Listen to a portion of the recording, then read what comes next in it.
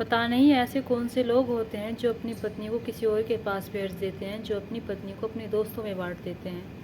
आज की घटना में भी कुछ ऐसा ही है, जहाँ पर एक पति अपनी पत्नी को बुलाता है और बुलाने के बाद अपने दोस्तों के सामने उसे बिना कपड़ों के कर देता है और कहता है कि इसके साथ संबंध बनाओ।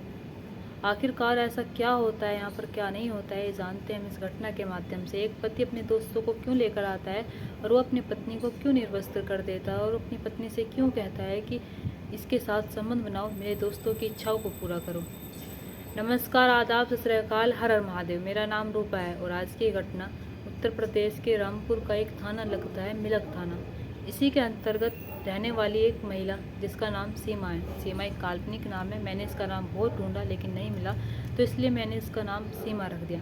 सीमा की उम्र 41 साल है। सीमा की शादी बरेली का एक सुभाष नगर रेलवे कॉलोनी लगती है, यहीं पर रहने वाला एक व्यक्ति जिसका नाम ओमकार है। ओमकार रेलवे में सरकारी कर्मचारी है, इससे होती है। जब इससे इसकी शादी होती है तो ये दोनों एक दूसरे के साथ रहते हैं और एक दूसरे के साथ रहते हुए एक दूसरे को बेहद प्यार करते हैं। इधर जो ओमकार है, ओमकार इसे पहली नज़र में पसंद कर लेता है। इधर पत्नी इसकी सीमा, ये भी इसे पहली नज़र में पसंद कर लेती है और ये दोनों बहुत एजड में शादी करते हैं। इनकी जो शादी होती है वो 39 से 40 साल के बीच हेर फेर में होती है। ये दोनों एक दूसरे को जब पसंद करते हैं तो एक दूसरे के साथ रहते भी हैं, प्यार भी करते हैं, एक दूसरे के साथ भविष्य बनाने की सोच भी लेते हैं। शादी जब हुई थी तो सब कुछ सही चल रहा था, सब कुछ बढ़िया चल रहा था, लेकिन शादी के कुछ महीने ही बाद पति अपना रंग दिखाना शुरू कर देता है। पति ओमकार अपने एक लड़की को साथ लेकर आता है और अपने दोस्तों को साथ लेकर आता है और साथ लेकर आने के बाद अपनी पत्नी से कहता है कि हमारे लिए खाना लेकर आओ, हमारे लिए नाश्ता लेकर आओ। पत्नी सीमा नाश्ता लेकर आती है, उनके लिए खाने लेकर आती है और जो लड़की आई हुई थी ओमकार के साथ, तो ओमकार से चिपक कर बैठी थी, ओमकार के हाथ में हाथ डाल रखा था। पत्नी उससे पूछती है कि लड़की कौन है, मैं तुम्हारे दोस्तों को तो जानती हूँ, शायद मैंने शादी में भी देखा है, लेकिन ये लड़की मैंने आज पहली बार देखी है। ओमकार कहता है कि तुम अपने काम से काम रखो। पहली बार जब पत्नी ये रूप देखती है तो समझ नहीं आ रहा था कि ये मेरा वही पति है जिससे मैंने शादी की थी या फिर कोई और है। पति अपनी पत्नी से कहता है कि ठीक है, तुम अंदर जाओ। अंदर जाने के बाद वो उस लड़की को भी अंदर लेकर जाता है और लेकर जाने के बाद उन दोनों से कहता है कि कपड़े उतारो। और जब पत्नी ये बात सुनती है कि उसका पति कह रहा है उसकी जो महिला मित्र है उसके सामने और जो उसके दोस्त हैं उनके सामने कि अपने कपड़े उतारो, तो वाकई में उसे यकीन नहीं हो रहा था। वो कह रही थी कि तुम ऐसा क्यों कह रही हो। तभी वो कहता है कि तुम दोनों के साथ मेरे दोस्त बैठे हैं बाहर, वे संबंध बनाएंगे।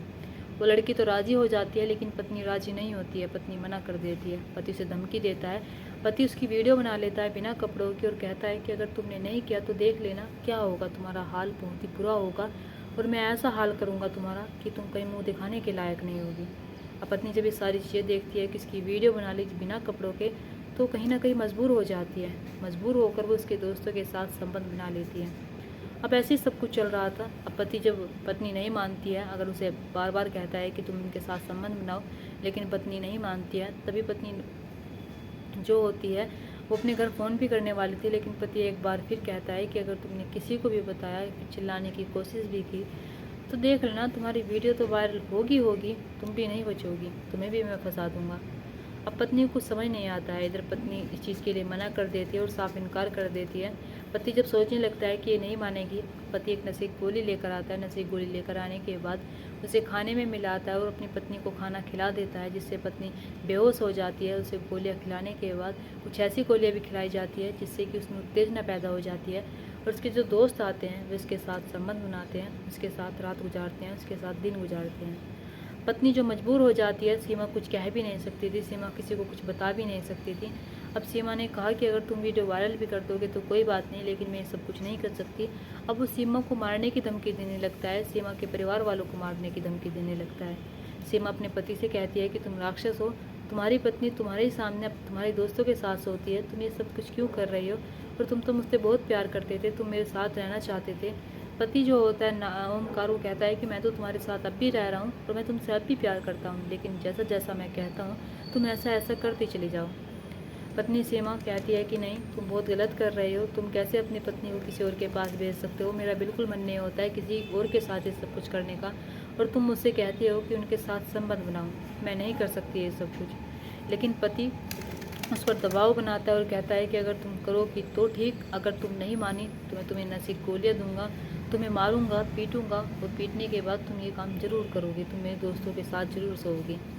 सीमा बहुत मजबूर हो जाती है। अब सीमा के साथ आए दिन ये सब कुछ होने लगता है। आए दिन उसके दोस्त आते हैं, आने के बाद उसके साथ संबंध बनाते हैं और अपनी इच्छाओं को पूरा करने के बाद वे बड़े ही खुश होकर ओमकार से कहते हैं कि तुम्हारी पत्नी वाकई में बहुत लाजवाब है। तुम्हारी पत्नी दिखने में जितनी खूबसूरत है उतना ही खूबसूरत इसका काम है, उतनी ही खूबसूरत इसके अंदर जो शक्ति है वो है।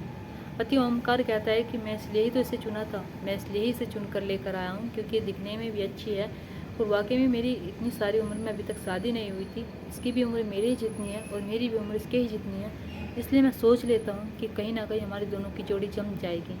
लेकिन जोड़ी जमने के बाद ना जाने मुझे ऐसा क्यों लगने लगता है कि मुझे इसे किसी और को भी देना चाहिए। एक प्रकार से वो अपनी पत्नी का देह व्यापार करवा रहा था, यानी कि उनसे पैसे भी ले रहा था अपने दोस्तों से। अब सब कुछ ऐसे ही चलता चला जाता है। पत्नी बहुत परेशान रहने लगती है। सीमा सोचने लगती है, इसका हल ढूंढने लगती है कि मैं क्या करूं, मैं कैसे अपने पति के चुंगल से छूट सकती हूँ। पति जो उसे समझाता है और कहता है कि तुम अगर ऐसा ही करती गई तो देख लेना एक दिन हम बहुत अमीर बन जाएंगे। पत्नी कहती है कि मुझे अमीर नहीं बनना है, मुझे पैसे नहीं चाहिए और मुझे ऐसे पैसे नहीं चाहिए जो मेरे जिस्म बेच कर आए। मुझे ऐसे पैसे नहीं चाहिए, ऐसे पैसों पर मैं थूकती हूँ, तो मुझे माफ़ कर दो। मैं तुम्हारे साथ नहीं रहना चाहती, मैं तुमसे अलग होना चाहती हूँ। मैं किसी को कुछ नहीं बताऊँगी और अपने घर जाकर आराम से रहने लगूँगी। ओमकार कहता है कि नहीं, तुम घर जाओगी ही नहीं। अगर तुम अपने घर चली जाओगी तो मेरा काम कैसे चलेगा, मेरे दोस्त किसके साथ संबंध बनाएंगे। मेरे दोस्तों को तुम बहुत अच्छी लगती हो, मेरे दोस्तों को तुम इतनी पसंद आई हो कि वो तुम्हारी मुँह मांगी रकम देने के लिए तैयार है। अब पत्नी जब ये अपने पति के मुंह से बात सुनती है तो उसे बहुत गुस्सा आता है। वो उस दिन को कोसने लगती है जिस दिन उसने उससे शादी की थी, वो उस दिन को कोसने लगती है जिस दिन वो उससे मिली थी, वो उस दिन को कोसने लगती है जिस दिन उसने उससे प्यार किया था, वो उस दिन को कोसने लगती है जिस दिन उसके साथ उसने पहली रात गुजारी थी कि आखिरकार मैंने ऐसे कैसे इससे शादी कर ली, मैंने इसे कैसे नहीं पहचाना, मैं इसे कैसे नहीं जान सकी। सीमा अपने आप को कोसती रहती है। पति इधर ओमकार अपनी रंगरलियाँ मनाता रहता है। वो अपनी पत्नी को बार बार अपने दोस्तों को सौंपता रहता है। समय ऐसे गुजरता चला जाता है। अब पत्नी बहुत परेशान होने लगती है। अब वो कहीं ना कहीं सोचने लगती है कि मुझे पुलिस वालों के पास जाना चाहिए, लेकिन उसे एक डर ये भी था अगर मैं पुलिस वालों के पास चली गई, उन्होंने रिपोर्ट नहीं लिखी, इसके खिलाफ़ कार्रवाई नहीं की, क्योंकि ये ओमकार रेलवे में सरकारी कर्मचारी होता है, इसकी बहुत सारी जान पहचान होगी। अगर इसने केस यूं ही दबवा दिया तो मेरा क्या होगा, ये मुझे मार देगा, मेरी वीडियो को वायरल कर देगा, मुझे कहीं कहीं नहीं छोड़ेगा।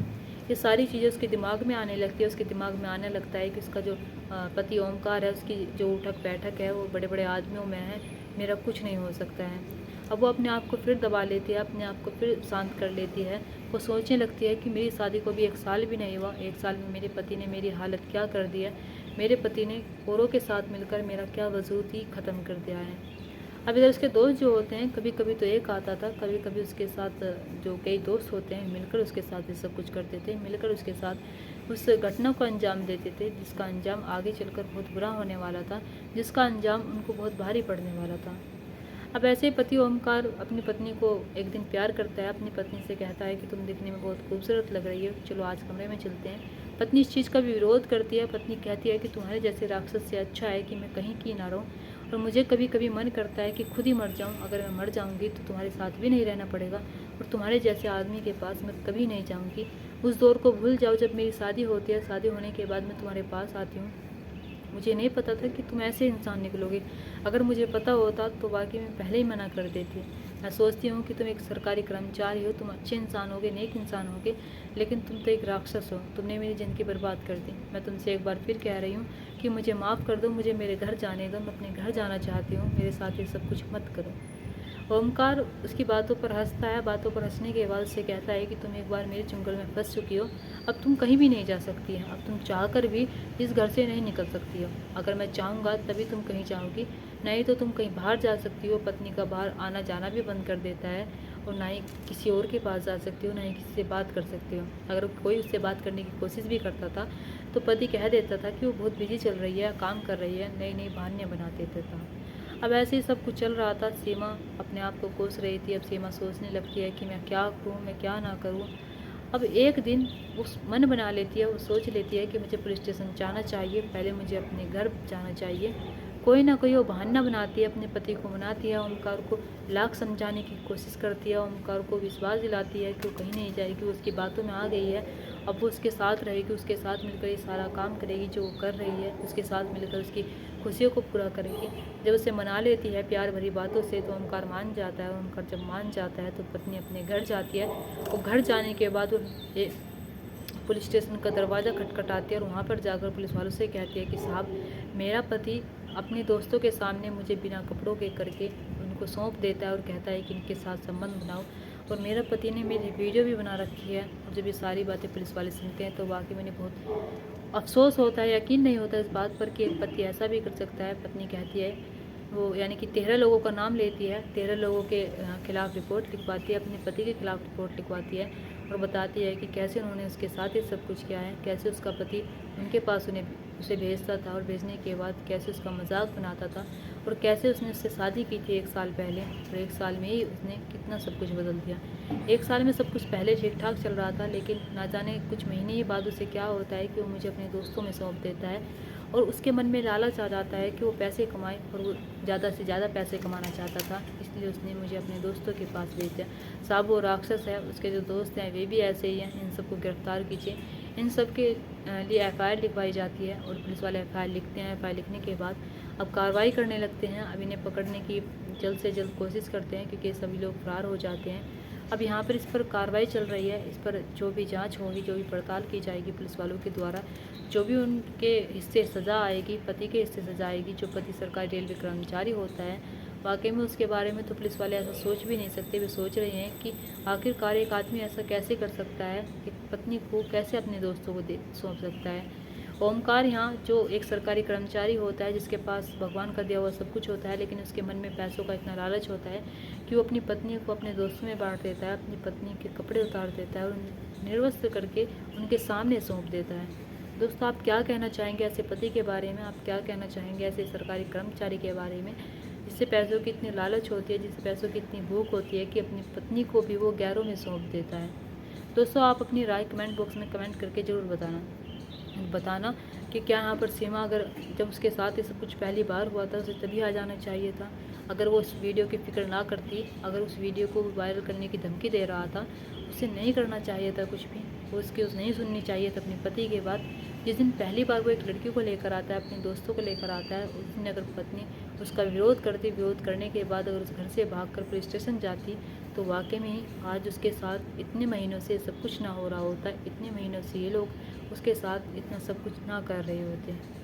उस लड़की को भी देखा जा रहा है कि वो लड़की कौन थी, कौन नहीं थी, उसके बारे में भी जानकारी निकाली जा रही है। और दोस्तों, यहाँ पर वाकई में ही ओमकार बहुत ही घटिया इंसान था। सीमा, जिसकी शादी इतनी एज्ड में हुई, 40 के हेर फेर में हुई, कहीं ना कहीं उसकी भी शादी नहीं हो रही थी, इसलिए वो ओमकार से शादी कर लेती है। दोस्तों, इस घटना और कहानी को सुनाने का मकसद मेरा आपका दिल दुखाना नहीं था, आपको परेशान करना नहीं था, आपको घटना के बारे में बताना था, आपको सचेत करना था। आप अपने परिवार के साथ खुश रहिए। नमस्कार।